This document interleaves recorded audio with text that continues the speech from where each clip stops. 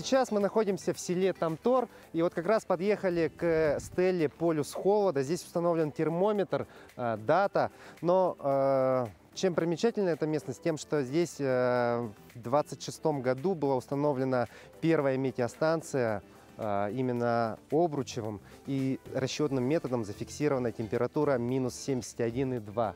Ну, на сегодняшний день Тамтор выглядит вот таким вот образом. Мы сейчас именно стоим в центре, в воротах. Пойдем отсюда дальше гулять, смотреть и ознакомливаться с историей Оймяконского улуса. Мы сейчас находимся на метеостанции в селе Тамтор, ну, рядом, да, с селом Тамтор. И вот скажите нам, пожалуйста, вот эта метеостанция когда была основана? Метеостанция, она основана, ну, давайте с истоков начнем. Это Обручев Сергей.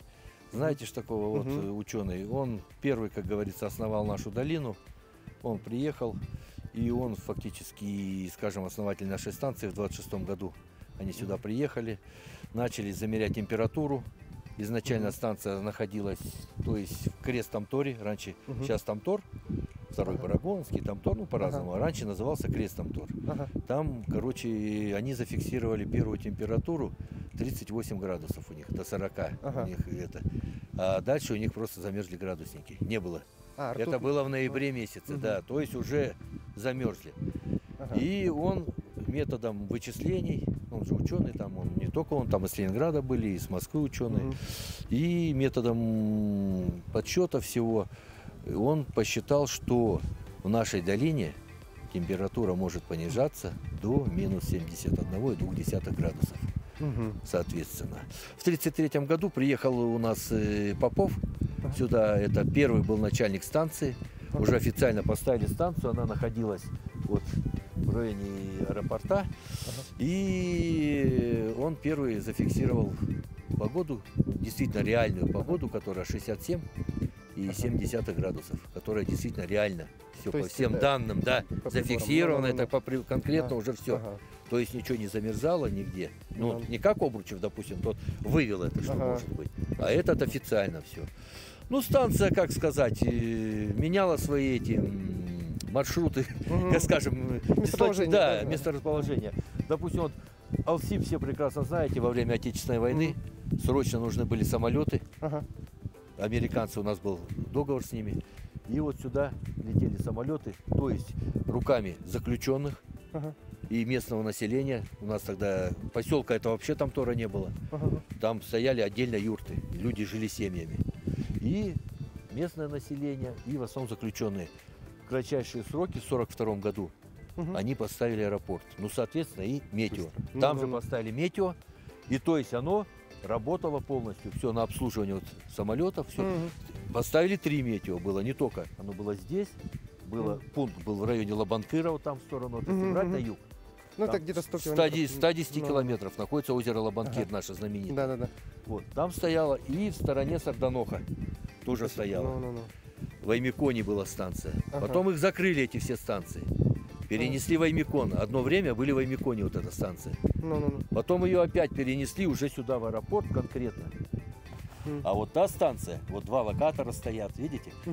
Она утро-вечер у нас стабильно.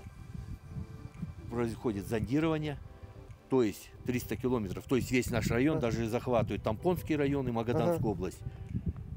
Все это фиксируется, отправляется в Якутск, синоптики это обрабатывают. И то есть всю погоду, что находится в Оймяконском районе, то, что мы в WhatsApp сидим, вот это все делаем мы. Все видим. Так что такая работа. Да, 2 станции. Все свое, как говорится. Дизельный резерв, вот газгенка зондирование, своя котельная, дома жилые. Так что все. Ясно. Так. Ну, спасибо большое. Да не за что. Очень интересно было. Испытано на себе. Так тут целое поле, да, приборов? Ну да, у нас большая площадка. Так, ну вообще сейчас нас перевели на автоматический метеорологический комплекс. Он называется АМК.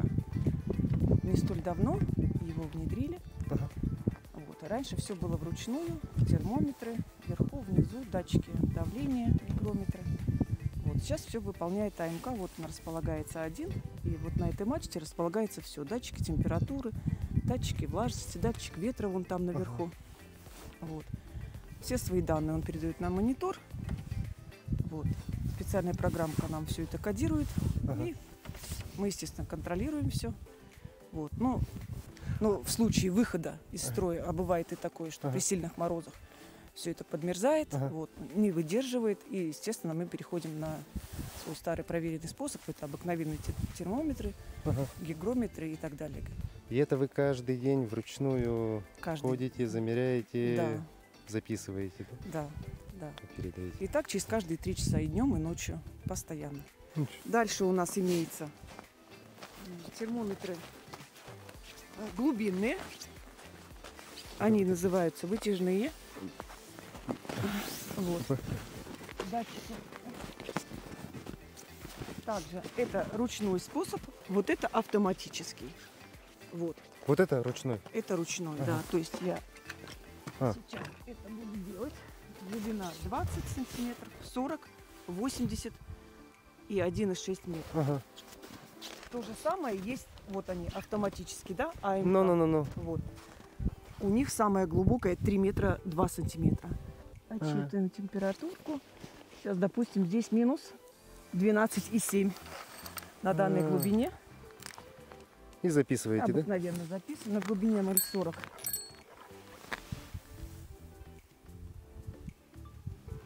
(13,1). То есть я постоянно его контролирую, чтобы у меня были данные. Так, вот располагается 2 гигрометра, основной и запасной. Также сухой термометр и низкоградусный. Это термометр ртутный, этот термометр спиртовой. Ртутный у нас до 35 градусов, так как ртуть имеет свойство, да. При температуре выше минус 35 градусов мы пользуемся, потому что ртуть, она наиболее точная. Подождите, ртутный до 35? До минус 35.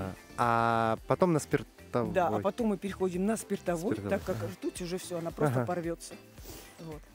Сейчас вот люди говорят, вообще есть глобальная проблема потепления, да, то есть это на уровне Организации Объединенных Наций, там вообще на международном уровне все говорят, что идет глобальное потепление. Вот этот именно момент как-то здесь фиксируется? Мы не ощущаем. Мы не ощущаем, нам поставили датчики, да, датчики на глубину 25 или 30 метров, вот, и с этого года мы начинаем фиксировать уже вот данные на глубине, будем наблюдать. А по средней температуре? Вот... По средней температуре воздуха давным-давно, в среднем минус 13,8, минус 14,0, уже много лет не меняется. Но это стабильно стоит? Да. Да, то есть мы не ощущаем, пока мы не ощутили. Да. Все понятно. Хорошо, спасибо большое. Да, пожалуйста. Испытано на себе. Так, в общем говоря, побывали в селе Тамтор, взяли немножко продуктов в дорогу. Ну как продуктов? Колбаску, хлеб. В пекарню не успели заехать, попозже заедем, может быть, потому что там она работает после обеда. Едем 20 километров в сторону реки Индигирка. И мы едем по Староколымскому тракту. Что тоже очень интересно на самом деле. Да? Очень интересно. Попробуем что-нибудь изловить. Как обычно, в предвкушении, надежде, в погоне за удачей.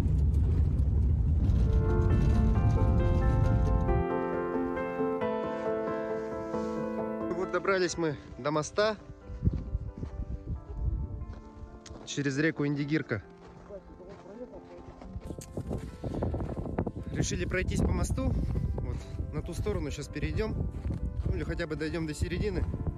В принципе, пешком можно идти, но тут непонятно, мост прямо весь в дырах, поэтому идти тоже как-то нужно осторожненько. Староколымский тракт, река Индигирка. Один из последних мостов, по которому уже, по идее, ездить нельзя. Ну, вот кто-то сейчас проезжал. Ну, я не знаю. Ребята, конечно, рисковали. Конкретно рисковали. Так нельзя делать, наверное. Мост деревянный. Не знаю, опора у него деревянная или не деревянная.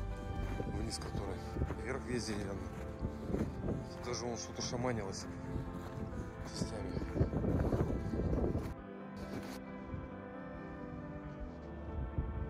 И вот такого плана дырки практически везде. Иногда идешь и прямо поднимаются деревья под ногой. Ну, балки.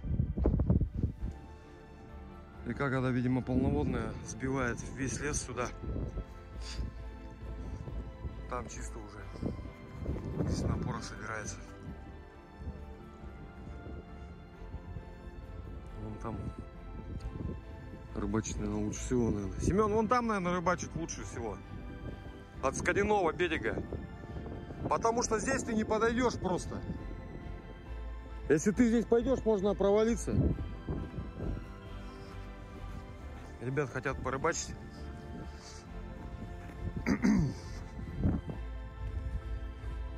Идем, в общем говоря, наблюдаем сверху потенциально интересные места для проведения рыбалки.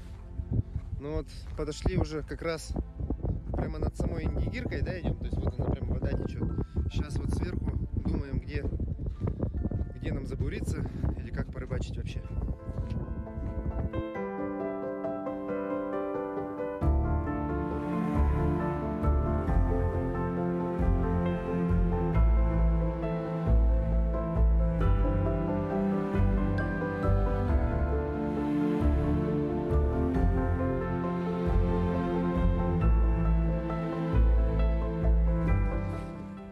Решили спуститься вниз на машине, ну, подъехать прямо к берегу. Подъедем к берегу и попробуем пройтись пешком под мост. Там есть следы, ну, человеческие следы, да, скорее всего, это были рыбаки. Ну, пойдем посмотрим обстановку, попробуем найти место, где забуриться и порыбачить. Где рыбу оставили? Ну, может, заберем сразу. Вдруг, ну, да? спрятали они ее. Сразу зажарим, да? Ну, какая дорогая, поймают такие. Конечно, у нас сковородка есть. Ну, газовый баллон даже есть. Да, конечно. Если она вот тут заходит, может быть, посередине, то она где-то, наверное, по краешку вот там дальше где-то метров. Почему? Она там наоборот глубокая и поэтому замерзает. А здесь мелкая, поэтому Она тут она там не замерзает, вон там в углу она открытая также. Ты видел? Да. Ты что, не видел с этого какого? С моста с этого? Мы дикарем приехали сюда. Не знаем, где конкретно здесь провести рыбалку, поэтому идут дискуссии, большие дискуссии. Где, как, что. Еще бы на льдине не уплыть. Как, Петя, ты предлагаешь порыбачить? Ну они так и делают, рыбаки нормальные. Хвост Они отпустит туда и будет ползут рыбачить по снегу. Ползут. И снасть, и все, положил лежа. Вот так на обрыве и рыбачишь. Ползком к обрыву. Да, только надо что-то сюда теплое на грудь. Замерзнуть. И на пол есть, кстати, могу дать.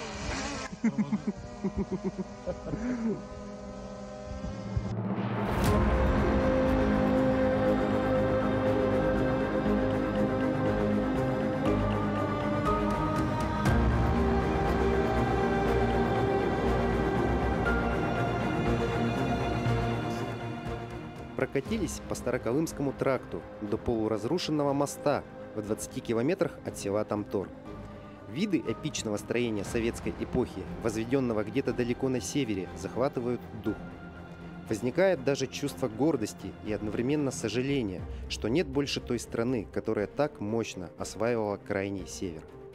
Ну и так как мост расположен через реку Индигирка, мы попытали удачу в подледной рыбалке. Но, как всем известно, удачу в руках не удержишь. И к тому же рыбачили мы здесь дикарем, без проводника. Нашли незамерзшую воду и забурились рядом.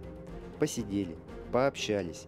И, в общем, очень хорошо провели время у истока реки Индигирка. Конечно, времени всегда не хватает. Поклевок не было, поэтому было решено продолжить наше путешествие, не дожидаясь вечернего клёва.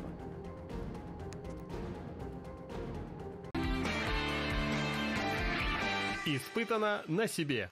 А ты сейчас ты хотя бы невзначай там как. Что там, в итоге мы побывали на Староколымском тракте. Мост разрушенный повидали. Да? Да, удочки в Индигирке помочили. Поймать ничего не поймали, но, видимо, не было сезон. очень интересно. провели вот так вот в пользе. И сейчас едем заселяться, гулять по Тамтору. Может быть, баньку попробуем? Да, скорее всего, тоже вот мысль такая была. Петя потом говорит, надо мыться, говорит. Ноги, говорит, не мытые. Если там городская баня, вот нет. Испытано на себе. Приехали в село Тамтор, в школу. Сейчас попробуем здесь разместиться на пару дней. Во время фестиваля «Полюс холода». Может быть, будем здесь ночевать, кушать. Ну и вообще посмотрим, что из себя представляет эта школа.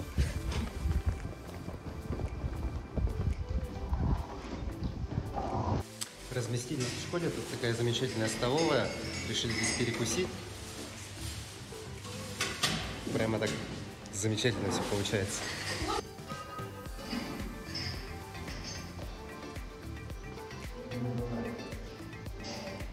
Приятного аппетита.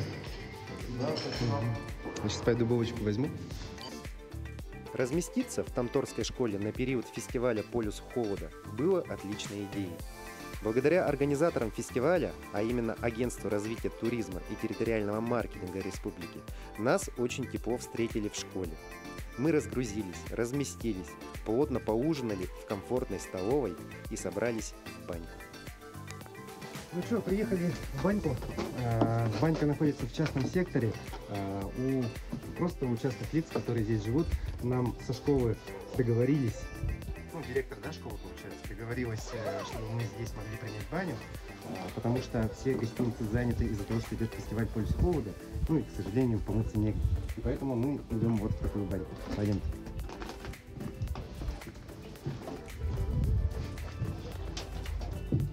Банька абсолютно домашняя, по-американски, небольшая. Печка по типу буржуйки. Испытано на себе. Жарко.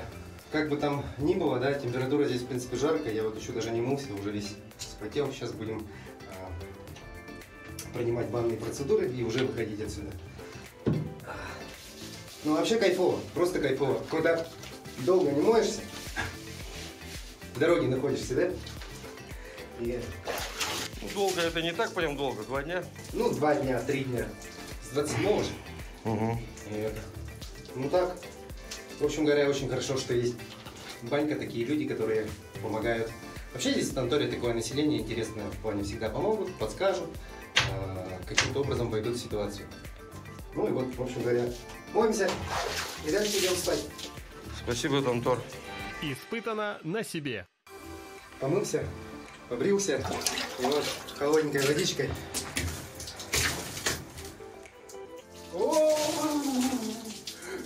Освежает! Реально освежает! О, сразу глаза открылись, трезвость ума, эйфория. Ух, хорошо. Испытано на себе. Это вот у нас дерево Аллукмас, которое было построено для Эсеха Лонхо именно в 2023 году, которое проходило. Тут такое дело просто, когда находишься именно вот здесь, вот, да, вот в этой местности, и слышишь вот звуки ветра, которые шелушат листья этого Аллукмаса, это считается к очищению. То есть таким образом душа очищается от, от порчи, от всего вот такого плохого. То есть это вот нам как раз таки повезло, мы сейчас стоим непосредственно под данным, да, непосредственно очищаемся. Смотри, вот листья даже видно просто. Ну он большой такой, вообще огромный. Я таких никогда не видел еще. Да и вообще я не был. Но он просто только на Эсехе Лонхо строится. Только для Эсеха Лонхо строят такие... Ну вот именно Аллукмас во всех именно эсехах, во всех улусах, где проходит Эсех Лонхо, ставится... Он как считается, такой... дерево? Да, это, ну, по якутскому поверью, дерево, символизирующее 3 мира. Да, то есть это нижний мир, средний мир и верхний. Это вообще все из Лонхо, Юргун-Батур, стремительный. Будем просвещаться. Да вообще на таких масштабных мероприятиях не был. Видимо, хоть на ИСЭХ надо хоть раз съездить. Для Ромка я запущу. Вверх так подкидывает. Я подкинул. Газ на всю сразу. Вот такие вот будни нашей работы. Приходится иногда часами стоять, готовить материал. Иногда бывает такое, что забываем снять с объектива. Как правильно эта штука называется, Ром? ND-фильтр. Вот мы с объектива сейчас не сняли ND-фильтр и думаем, что так темно-то?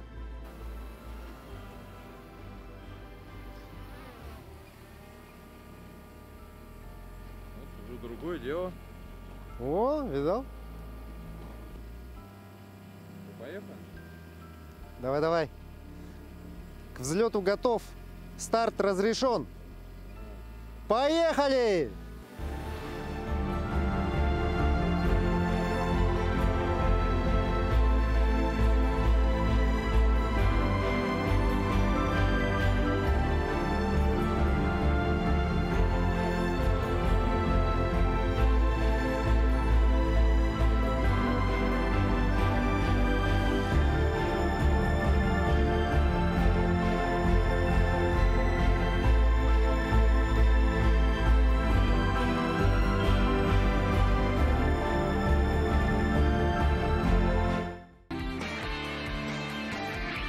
Испытано на себе.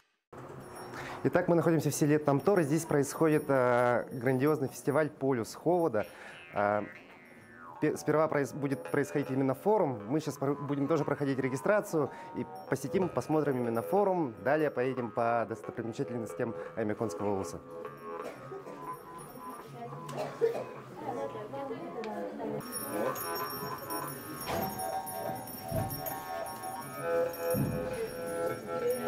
С 2000 года в Аймяконском улусе проходит фестиваль «Полюс холода». Раньше называлось «Полюс холода». В 2013 году мы участвовали в первом всероссийском конкурсе событийных туров, и фестиваль «Полюс холода» в номинации «Культура» заняла первое место. В 2016 году наш продукт, событийный тур фестиваль «Полюс холода», стал дипломантом национальной премии «Хрустальный компас». Сейчас фестиваль называется «Путешествие на полюс холода». 21-й фестиваль сегодня начинается. Важность фестиваля является тем, что сегодня начинается форум предпринимателей, который действительно даст толчок в развитии предпринимательства и туризма в Аймяконе. Меня зовут Паргар Джайзинди, меня блогер, it's third time in Ruski. Меня Москва, Санкт-Петербург, Казань, Екатеринбург, now Siberia, Yakutia. And you know, Yakutsk to Oymyakon автостоп. Автостопом? Да. И как ощущение, как ваше впечатление? Настроение как? It's good or not? Oh, Yakutsk is beautiful. I never seen like this beauty. It's красиво. Yakutia is красиво. Oymyakon, like snow, красиво. Close не красиво. А проблемы были, когда ехали на автостопе? Автостоп, да, 3 дня. 3 дня? Да. Ну, без проблем доехали? Нет, Люди останавливаются? Easy. Ну, круто. А здесь первый раз именно? Да. Меня 1 миллион фолловер.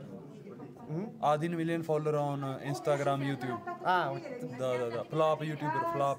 Ну, ясно, понятно. Обязательно посмотрим. Да. Спасибо большое. Вам удачи. Как видите, здесь иностранцы приезжают тоже полюбоваться данной природой. Вот, к примеру, человек из Индии приехал вообще автостопом, доехал до сюда без каких-то проблем и находится прямо под впечатлением. Все хорошо и все круто. Испытано на себе. С нами сегодня исполняющий обязанности директора агентства развития туризма и территориального маркетинга. Они, кстати, вот вы же являетесь тоже организаторами, да, фестиваля «Полюс холод». Аркадий, скажи, пожалуйста, вот, ну, вообще, сама суть вот этого фестиваля в чем заключается и какой вклад вносит в развития туризма или там вообще региона в целом? Но здесь можно сказать, что Якутия во всем мире себя позиционирует как самое холодное место. Да? И все знают, что у нас и в Якутии всегда холодно, а также Якутия у нас позиционирует у нас и с алмазами. И в рамках того, что все знали, что у нас в Якутии находится полюс холода, решили организовать фестиваль Аймекон полюс холода. Его начинала у нас Тамара Егоровна, это инициатор этого проекта. И во всем мире начали узнавать о полюсе холода не с точки зрения также именно посещения, да, то, что это самое холодное место, но и с точки зрения самого туризма. То есть начали приезжать на фестиваль. И изюминка этого фестиваля, то есть формат этих фестивалей, ну, не часто и не редко, но он меняется.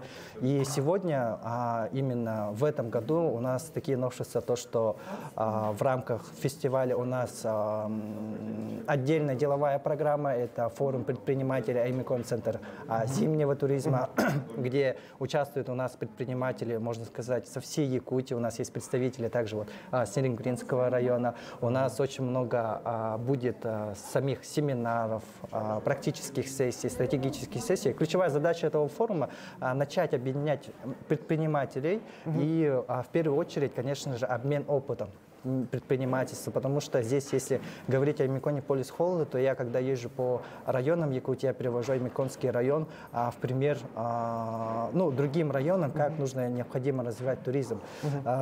Потому что Аймекон — это, во-первых, с Якутска очень далеко, это ехать 1000 километров, ехать 2 дня, да. Во-вторых, они выработали свою концепцию, и Аймекон полюса холода, все думают в мире, это где-то там в Антарктиде, в Арктике, где-то на острове, да, в Норвегии, то у нас самое холодное место, где живут люди.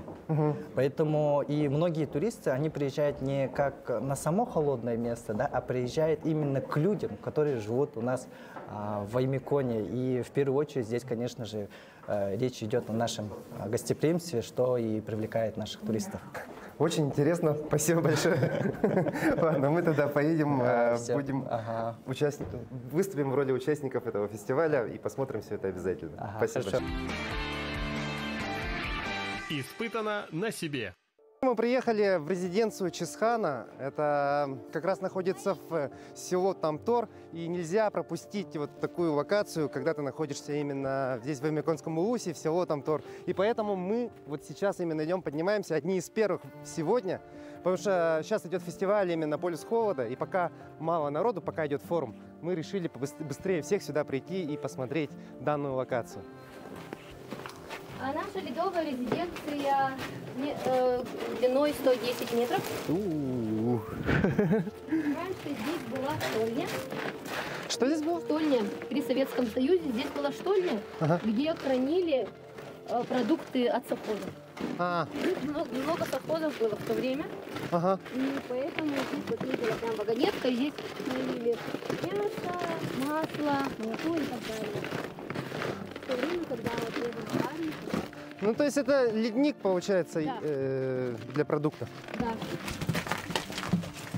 Здесь самая интересная комната, самый интересный кармашек, который называется «7 чудес Аймекони». А на входе что, вот на что похоже? Ворота, арка. А это же зубы. Челюсть. Челюсть же, да, зубы. это челюсть. Слышали, да, про легенду про Лабынкырское чудовище? Да. Так вот, на самом деле это было не чудовище, это была такая большая гигантская рыба. Рыба утащила ребенка на дно, села. И охотники собрались толпой, пошли охотиться на эту рыбу. Они его словили, они убили. И когда поставили челюсть, она была до такой степени большая, что человек, сидящий на олене, спокойно проезжал под эту челюсть. И вот эта вот скульптура имитирует точный рост человека, сидящего на олене. Испытано на себе. Здесь вот градусник. Собственно, температура плюс-минус 2 градуса круглый год. И зимой, и летом. Тут можно греться. Да, зимой мы здесь греемся. Здесь у нас комната релакса. Как бы мы же язычники, верим в духов. Дух земли, дух воды и так далее. И также дух горы. Здесь можно лежать, расслабиться, все плохое отпустить, подумать о хорошем, попросить силы. Говорят же, что Оймякон, да, место силы.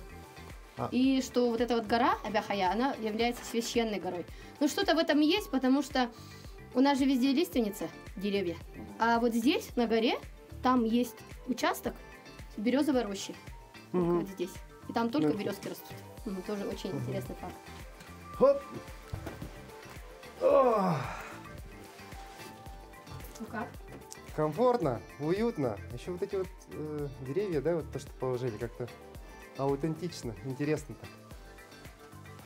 Да, тут действительно можно поспать. Между прочим, в спальнике здесь, наверное, довольно тепло. Я бы не сказал, что...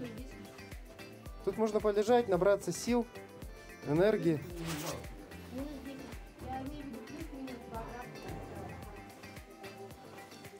Ну все, ребята, вы там идите, я посплю пока, тут сил наберусь. А то мне в дорогу нужно отдохнуть. Ну, здесь действительно комфортно, уютно. Ну, то, что за счет того, что шкура очень тепло. Ну, круто на самом деле. Вот я вот немножко полежал буквально, сразу набрался энергии и готов идти дальше, покорять Оймяконский улус. Испытано на себе. Здесь у нас самый холодный кинотеатр в мире. История Оймякония в 10 минутах. Краеведческий фильм? Да. 28 июня 1920 года. А блокбастеры здесь не смотрите? Гражданской войны. Жители Оймяконии, основоположники якутской литературы Алексей Елисеевич Кулаковском, любившим Оймяконии как свою вторую родину. Мы как раз как любители спели, да?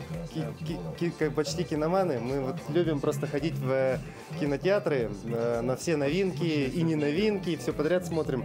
И вот мы здесь находимся сейчас в самом северном кинотеатре, внутри горы. Кстати, наверное, севернее уж кинотеатра не найти, наверное. Это самый северный кинотеатр. Ну, пойдем? Так как у нас называется ледовая резиденция Чингисхана, да? Вот, собственно, и его место. Это трон. Здесь вот, я так понимаю, заседает Чингисхан. Вот так вот он сидит. Здесь, видимо, садятся дети, рассказывают ему истории, а он им в ответ рассказывает легенды. Легенды Оймяконского улуса и вообще о северных народах, о северных рассказах, о жизни и быте. Ну и о разных историях, естественно. Тут у нас давно стоит. Он еще в школе стоял, ему вообще лет 40 даже, если не больше. И он так хорошо хранился из-за холода, наверное. Здесь ему лучше, наверное, даже. В морозе. У нас еще тут дикая лиса заходит. Она дверь ломает, сейчас тоже сломала. Сама заходит? Угу. Была деревянная дверь, она ее ломала, сейчас железную дверь, она ее ломает. У нас тут много чучел было, она им носики отгрызет или еще что-то. И вот медведи приходят и в попу дерет. Царапает, да? Вот. Ага. Ну то есть она все-таки хотела ему задницу надрать. Да. Пока он не живой, Она каждый раз ему надирает задницу, и мы все убираем. Вообще, по всей Якутии, да, есть очень много мест именно там, где можно загадать желание, но именно здесь, вот именно в ледовой резиденции Чингисхана, мы будем загадывать желание. Пойдемте. Надо по одному, но так как они с оператором, им придется загадывать с оператором. А вот это руки, вот это что такое? Оставляет? Это просто оставляют, и они тут стоят годами. О. Они, не знаю, не меняются. Значит, и нам надо. На них они не мерзнут там. Ничего. Нет. От теплоты тоже остается. Ага, попробуйте. И так и стоит. О! Я свой здесь отпечаток сделал. Виталий высокий, давай. Если рука теплая. А у него холодная, он это, хладнокровный. Вот это Виталий на мой. О! Видите когда-нибудь? А у него как у медведя, смотри, здоровый.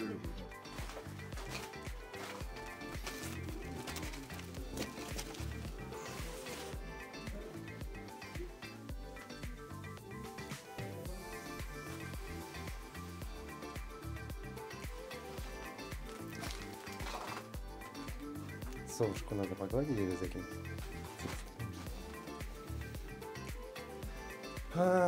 Тут вообще место силы, ощущение такое просто супер. Особенно именно вот в таком куполе, да, когда сидишь, там прямо возникает какой-то резонанс, ощущаешь энергию. И я думаю, что мое загаданное желание обязательно исполнится.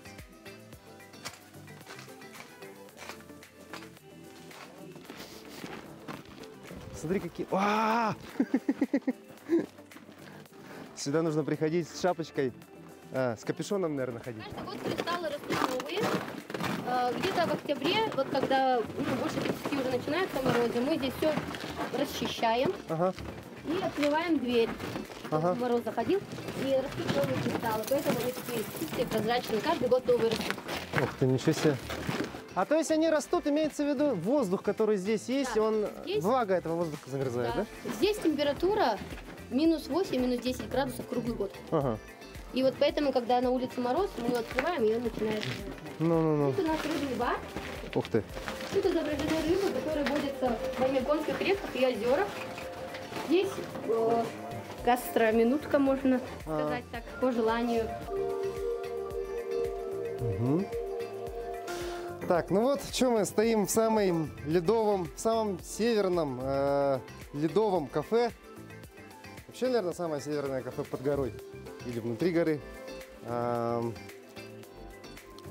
Выпиваем чайку, чтобы согреться, набраться сил и продолжить наше путешествие дальше. Ароматно, вкусненько. Тут атмосферно, дышится хорошо.